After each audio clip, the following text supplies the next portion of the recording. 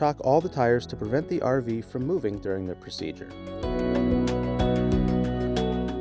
Then lift the front of the fifth wheel to the desired height. Place jack stands underneath the fifth wheel frame to properly support the unit. The pin box assembly can weigh over 140 pounds. Installation and removal of pin boxes will require a minimum of 2 people. Be sure to properly support the pin box before removing all the mounting bolts. A forklift may be used to help lift the pin box into position as we show in this video.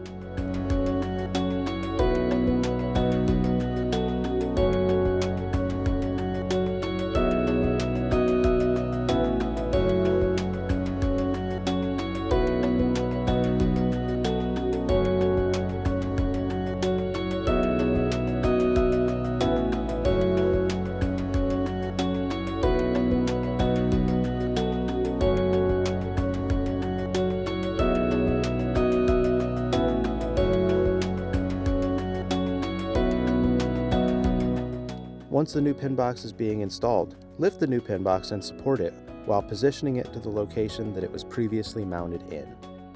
Once the pin box is appropriately positioned, secure it using only the new hardware from the kit.